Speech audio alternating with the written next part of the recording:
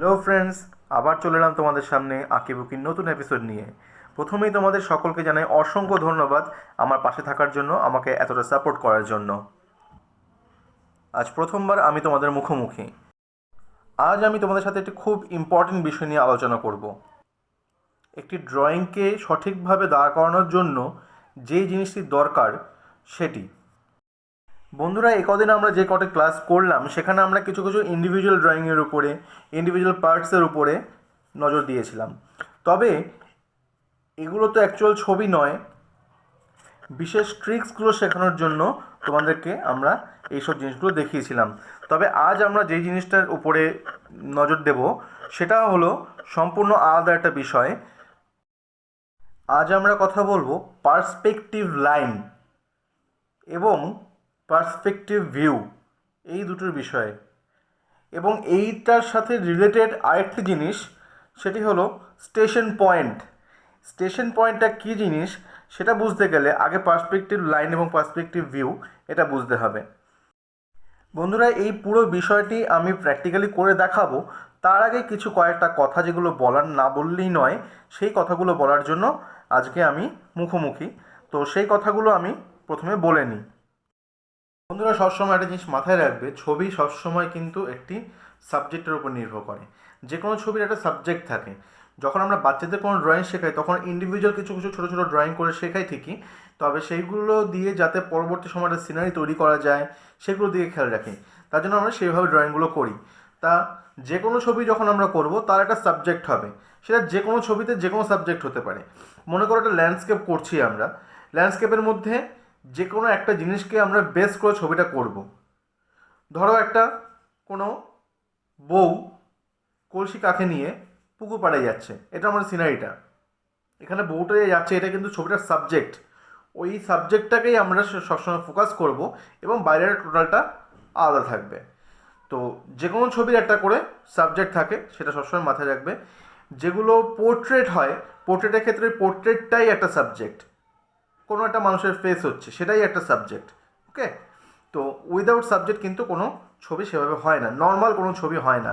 এবার এর বাইরে অ্যাবস্ট্রাক্ট আর্ট বলে সেটা আলাদা বিষয় আছে এবং আরও অন্যান্য কিছু আছে, সেই সব জিনিসগুলোর ক্ষেত্রে অন্য ব্যাপার। কিন্তু নর্মালি যখন আমরা কোনো ড্রয়িং করি তার মধ্যে কিন্তু একটা সাবজেক্ট থাকা অবশ্যই জরুরি। একটি ছবি ড্রয়িং করার সময় আমরা ছবিটা কোথা থেকে দাঁড়িয়ে দেখছি, ছবিটা কিভাবে দেখছি, সেটার উপর ডিপেন্ড করে ছবিটা কীরকম দেখতে হবে। তো তার জন্য যেটা সব থেকে দরকার সেটা হলো পার্সপেক্টিভ লাইন এবং পার্সপেক্টিভ ভিউ। এবার আসা যাক স্টেশন পয়েন্টে। স্টেশন পয়েন্টটা অ্যাকচুয়ালি কী জিনিস। আমি একটা সিনারি যখন ড্রয়িং করছি তখন আমাকে ধরে নিতে হবে যে আমি সামনে থেকে ছবিটা দেখছি, সেই জায়গাটাকে দেখতে পাচ্ছি, সেই জায়গার সামনে দাঁড়িয়ে আমি ছবিটা ড্রয়িং করছি। তো যখন আমি ছবিটা দেখছি তখন আমি কোন জায়গাটায় দাঁড়িয়ে আছি। মনে করো আমি ঠিক সামনাসামনি দাঁড়িয়ে আছি, আমার ঠিক সোজা যেটুকু দেখা যাচ্ছে আমি সেইটুকু জায়গা আমার খাতায় নামাবো। তো সেই সময় আমার স্টেশন পয়েন্টটা হবে ছবির একদম মিডল পয়েন্টে। এবং এই স্টেশন পয়েন্টটা যে কোনো দিকে হতে পারে। আমার খাতার একদম সামনে পয়েন্টটাও হতে পারে, রাইট কর্নার পয়েন্টটাও হতে পারে, এমনকি লেফট কর্নার পয়েন্টটাও হতে পারে। এছাড়াও আরও একটি পয়েন্ট থেকে হতে পারে, আমরা যেটাকে বলি বার্ডস আই লেভেল। মানে কোনো কোনো ছবি দেখতে পাবে করার সময় আমরা দেখি ওপর থেকে দেখা হচ্ছে এরকম মনে হয় কোনো কোনো ছবি।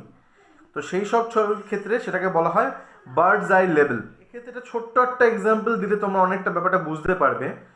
ধরো কোনো একটা হাইওয়েতে তোমরা গেছো, হাইওয়েতে গিয়ে হাইওয়ের ঠিক মাঝখানটা দাঁড়িয়ে সেই হাইওয়েটাকে দেখছো, সেক্ষেত্রে তোমরা কীরকম দেখতে পাবে। তোমরা এটা দেখতে পাবে যে তুমি যেখানটা দাঁড়িয়ে আছো তার দুদিক থেকে রাস্তাটা শুরু হচ্ছে এবং সামনের দিকে যত যাচ্ছে রাস্তাটা তত যেন লাইন দুটো নিজেদের দিকে এগিয়ে যাচ্ছে, মানে সমান্তরাল নেই এরকম মনে হবে। এটা হলো পার্সপেক্টিভ ভিউ। এবং এই যে দুটো লাইন চলে যাচ্ছে, এই দুটো হলো পার্সপেক্টিভ লাইন। এটা আমি সহজভাবে রাস্তার ক্ষেত্রে করে বলে বোঝালাম, তবে যে কোনো ক্ষেত্রেই এই জিনিসটি প্রযোজ্য। অন্যান্য কিছু ক্ষেত্রে বললে অতটা বুঝতে অসুবিধা হবে, তার জন্য আমি এই রাস্তাটার ক্ষেত্রে বললাম। এবার আমি যখন ড্রয়িং করে দেখাবো ব্যাপারটা তোমাদের কাছে আরও ইজি হয়ে যাবে। আমি এই যে রাস্তার উদাহরণটা দিলাম, এই রাস্তার মধ্যেখানে যখন আমি দাঁড়িয়ে আছি তখন আমার স্টেশন পয়েন্টটা হলো, যখন পেপারের ক্ষেত্রে পেপারের ঠিক মিডল পয়েন্টটা, এটা হলো আমার স্টেশন পয়েন্ট। এবং যখন রাস্তার আমি একটা কর্নারে গিয়ে দাঁড়াবো তখন পেজের ঠিক সেই কর্নারটা হবে স্টেশন পয়েন্ট, মানে আমার স্টেশন পয়েন্ট। তো বন্ধুরা এখানে আমি বলে দিলাম কিভাবে কোনটাকে স্টেশন পয়েন্ট বলা হয়, কোনটাকে আমাদের পার্সপেক্টিভ লাইন বলা হয়, কোনটা পার্সপেক্টিভ ভিউ বলছি আমরা। তো এবারে আমরা চলে যাব প্র্যাকটিক্যালে। প্র্যাকটিক্যালে আমরা দেখতে পাবো যে কিভাবে কোনটাকে কি বলা হচ্ছে, আমরা আরও ডিটেলসে বুঝতে পারবো। তবে বন্ধুরা তারপরে যদি কোনো বুঝতে অসুবিধা হয়ে থাকে, কমেন্ট বক্স তোমাদের জন্য সবসময় খোলা রয়েছে। যে কোনো সময় কমেন্ট করবে, যে কোনো প্রশ্ন যা যা থাকবে সব আমাকে জিজ্ঞাসা করবে। আমরা পরবর্তীতে কোনো একটি ভিডিওতে তোমাদের সেই প্রশ্নের উত্তর অবশ্যই দেবো। তো চলো বন্ধুরা আমরা প্র্যাকটিক্যাল ক্লাসে চলে যাই। তো বন্ধুরা এখন আমরা দেখব পার্সপেক্টিভ ভিউ এবং স্টেশন পয়েন্টের প্র্যাকটিক্যাল। ধরা যাক এটি আমাদের একটি ড্রয়িং পেজ। এই পেজটির মাঝখানে একটা ছবি করা আছে। জাস্ট আমি একটা রাস্তা করে দেখাচ্ছি, যেটা আমি তোমাদের কিছুক্ষণ আগে একটা উদাহরণ দিয়ে বুঝিয়েছিলাম। আমি একটি হাইওয়ের মাঝখানে দাঁড়িয়ে আছি। ধরা যাক সেই রাস্তাটা ঠিক মাঝখানটায় আমি দাঁড়িয়ে, এইখানটায় দাঁড়িয়ে সামনের দিকে দেখছি। তাহলে এই জায়গাটা হবে আমার স্টেশন পয়েন্ট এবং সামনের দিকে আমি তাকিয়ে আছি। রাস্তাটা চলে গেছে, স্টেশন পয়েন্ট অনুযায়ী আমি এটা সোজা দাগ টেনে নিচ্ছি।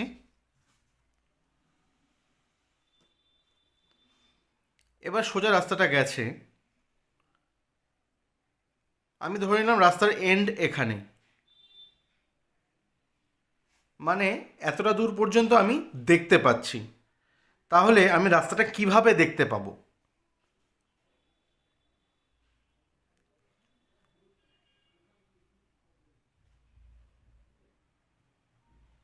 আমরা রাস্তাটাকে এইরকমভাবে দেখতে পাবো। আমি যেহেতু মাঝখানটায় আছি, এখান থেকে আমার ডান দিকে বাঁদিকে চারিদিকে রাস্তাটা রয়েছে এবং সামনের দিকে রাস্তাটা গেছে একদম সোজা গিয়ে এখান থেকে আস্তে আস্তে রাস্তাটা মিলে গেছে একটা পয়েন্টে, আমি এরকম দেখতে পাচ্ছি। এবার এই যে স্টেশন পয়েন্ট থেকে এই যে ভিউটা, এটাকে আমরা বলছি পার্সপেক্টিভ ভিউ। এইবার রাস্তার আমি মাঝখানটায় দাঁড়িয়ে আছি বলে রাস্তাটা এরকম দেখতে লাগছে। আমি যদি রাস্তার একটা প্রান্তে দাঁড়াতাম, এই কোণাটায় যদি দাঁড়াতাম, তাহলে আমার কাছে রাস্তার একটা দিক লাগতো ঠিক এরকম স্ট্রেট, আর একটা দিক লাগতো এরকম। এবার ব্যাপারটা যেটা হচ্ছে, আমি রাস্তাটাকে কিভাবে দেখছি, যখন আমি রাস্তার উপরে দাঁড়িয়ে আছি, ধরা যাক এখানটায় দাঁড়িয়ে আছি, তখন আমি রাস্তাটিকে ঠিক এইভাবে দেখতে পাচ্ছি। এবার যখন আমি এই পয়েন্টটা থেকে আস্তে আস্তে উপরে উঠতে থাকবো, মনে করো এভাবে উঠছি, যেটা আমি একটা বলেছিলাম বার্ডস আই ভিউ, মানে সেই পয়েন্টটা কিন্তু একদম বার্ডস যেখানটা ওড়ে, মনে করো এতটা উপরে ওড়ে, এখান থেকে দেখলে যেরকম লাগবে সেটা কীরকম লাগতে পারে সেটা আমি দেখাচ্ছি। এখান থেকে আমি যত উপরের দিকে উঠতে থাকবো তত এই পয়েন্টটা সেম থাকবে, এই পয়েন্টটা আস্তে আস্তে কমতে থাকবে, আস্তে আস্তে এরকম কমতে থাকবে। যখন আমি একদম উপর থেকে দেখব, ঠিক এই পজিশন থেকে দেখব, তখন কিন্তু রাস্তাটা আমার কাছে ঠিক এই রকম দেখতে লাগবে। আমি একটা ছোট্ট রাস্তার ক্ষেত্রে দেখালাম। এবার আমি আরেকটা এক্সাম্পল দেখাচ্ছি একটা ঘরের ক্ষেত্রে। যখন আমি একটা ঘরের ঠিক সামনে দাঁড়িয়ে আছি, মনে করো ঘরটা যদি এই পয়েন্টে হয়, তাহলে কীরকম লাগবে দেখতে? ঘরটা নর্মাল, ঠিক সামনে থেকে যেরকম লাগে দেখতে এরকম লাগবে, এরকম একটা লাগলো। এবারে যখন মনে করো আমি ঠিক ছবিটার এই প্রান্ত থেকে দেখছি, সেক্ষেত্রে আমি বাড়িটাকে কীভাবে দেখতে পাবো? তখন নিশ্চয়ই এই বাড়িটার তো নিশ্চয়ই এদিকেও একটা দেয়াল আছে, এদিকেও দেয়াল আছে, সব দিকেই দেয়াল রয়েছে। তো সুতরাং যখন আমরা এই দিক থেকে দেখব, তখন বাড়ির এই দেয়ালটিকেও কিছুটা দেখা যাবে। সেটা কীরকম দেখা যেতে পারে?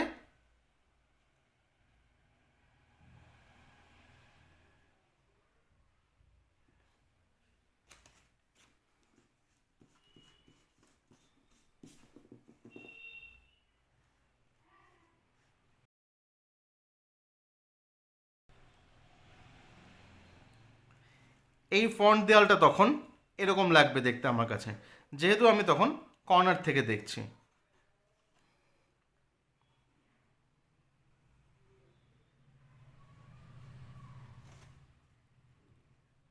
এই যে দেয়ালটি আছে, এই দেয়ালটা আমার কাছে এরকম লাগবে দেখতে।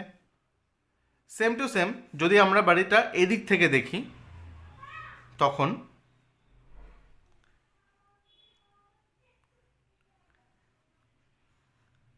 এই দেয়ালটি এরকম হয়ে যাবে এবং সাইডের দেয়ালটা আমরা এভাবে দেখতে পাবো। তো বন্ধুরা, আশা করি তোমরা ভালোভাবে বুঝতে পারছো যে পার্সপেক্টিভ ভিউ আর স্টেশন পয়েন্ট কী। যখন আমরা কোনো ছবির মধ্যে এই পার্সপেক্টিভ ভিউ এবং স্টেশন পয়েন্টটাকে খুব ভালোভাবে ফুটিয়ে তুলতে পারি, তখন সেই ছবিটি যথেষ্ট প্রাণবন্ত হয়ে ওঠে। অর্থাৎ সেই ছবিটি অনেকটা একদম পুরো জীবন্ত ছবি মনে হয় যেন একদম ফটো তোলা হয়েছে, হাতে আঁকার থেকেও অনেক রিয়েলিস্টিক লাগে। তো বন্ধুরা, আজকের ক্লাস এখানে শেষ করলাম। পরবর্তী ভিডিও নিয়ে আবার ফিরে আসবো। তবে যদি তোমাদের কোনো রকম কোনো ডাউট থাকে, কোনো যদি বুঝতে অসুবিধা হয়ে থাকে, তাহলে অবশ্যই কমেন্ট করে জানাও। আমি তোমাদের প্রত্যেকটি প্রশ্নের সঠিক উত্তর দেব। তো চলো বন্ধুরা, টাটা, দেখা হচ্ছে পরবর্তী ভিডিওতে।